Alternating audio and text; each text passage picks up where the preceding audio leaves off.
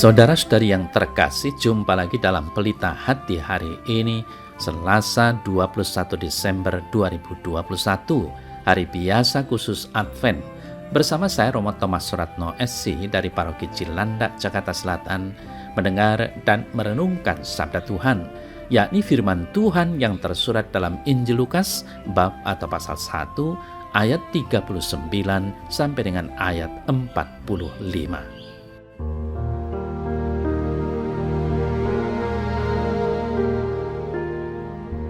Beberapa waktu setelah Maria dikunjungi malaikat Gabriel, kemudian Maria langsung bergegas berjalan ke pegunungan menuju ke sebuah kota di Yehuda.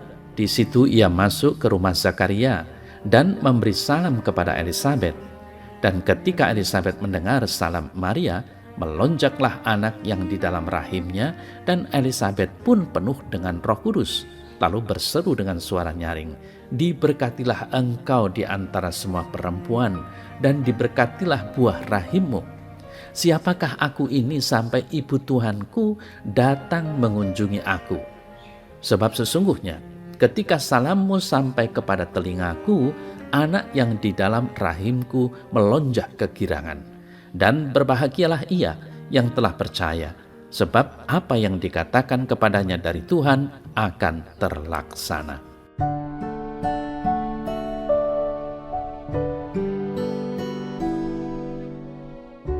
Saudara-saudari yang terkasih, anusiasi atau annunciation juga disebut sebagai kabar gembira kepada Santa Perawan Maria atau kabar sukacita, peristiwa Maria diberi kabar oleh malaikat. Anusiasi juga disebut sebagai kabar sukacita kepada Santa Perawan Maria atau kabar sukacita Tuhan, adalah kepercayaan Kristen terkait pemberitaan oleh malaikat Gabriel kepada Perawan Maria bahwa ia akan mengandung dan melahirkan anak Allah dan memberi nama dia Yesus. Saudara-saudari yang terkasih, Maria segera mengunjungi Elisabet, saudaranya yang dikatakan mandul itu, sebagai respon atau ungkapan kebahagiaannya. Dalam pertemuannya dengan Elisabet, Maria pun mengungkapkan nyanyian pujian kepada Allah yang kita kenal dengan Magnificat. "Jiwaku memuliakan Tuhan, dan hatiku bergembira karena Allah Juru Selamatku." Maria menjadi perantara kelahiran Yesus Putra Allah. Elisabet menjadi perantara kelahiran Yohanes Pembaptis yang mempersiapkan jalan bagi karya Yesus. Keduanya menjadi sarana saluran rahmat Allah, terutama menjadi perantara keselamatan manusia.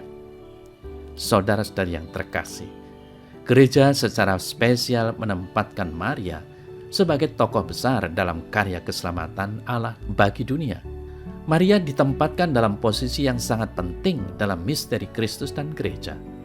Maria tidak bisa dipisahkan dari Kristus dan gereja, sebab Maria baik secara langsung maupun tidak langsung mengambil peran yang penting dalam misteri Kristus dan gereja.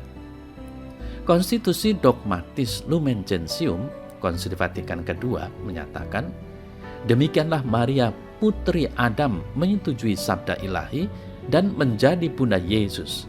Dengan sepenuh hati yang tak terhambat oleh dosa manapun, ia memeluk kehendak Allah yang menyelamatkan dan membaktikan diri seutuhnya sebagai hamba Tuhan kepada pribadi serta karya putranya, untuk di bawah dia dan berserta dia berkat rahmat Allah yang Maha Kuasa mengabdikan diri kepada misteri penebusan."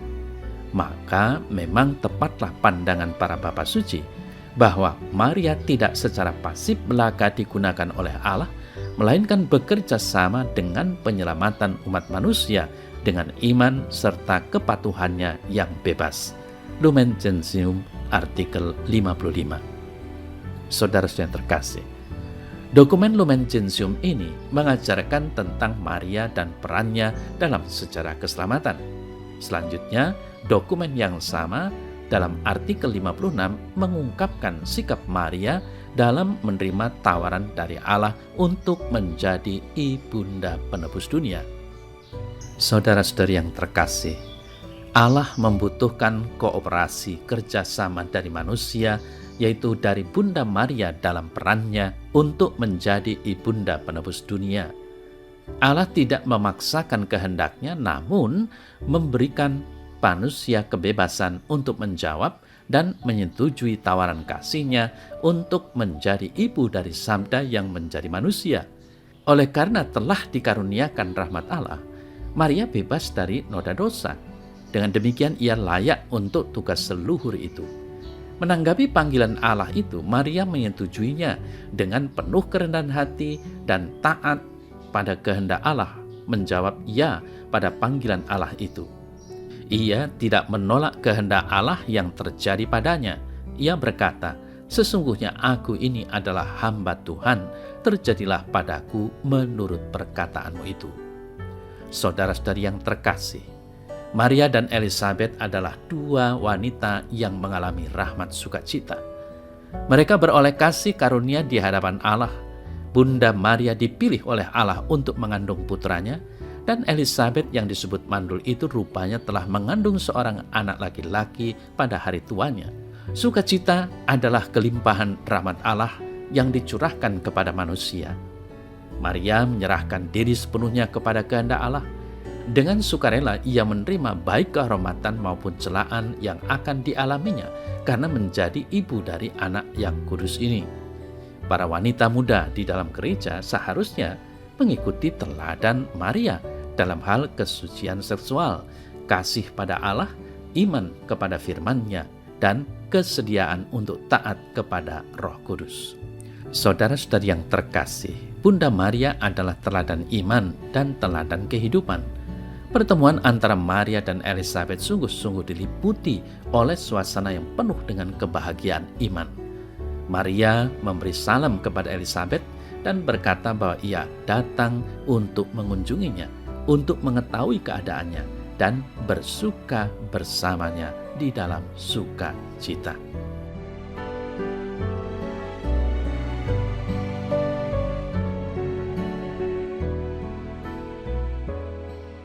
Dalam nama Bapa dan Putra dan Roh Kudus. Amin. Ya Tuhan Allah, teladan iman baik Maria maupun Elizabeth sangat menguatkan imanku untuk menjalani hidup dengan penyerahan pada kehendak-Mu. Semoga aku selalu Kau teguhkan dan kuatkan sehingga dalam situasi apapun aku dapat memuji dan memuliakan nama-Mu. Amin. Dalam nama Bapa dan Putra dan Roh Kudus. Amin.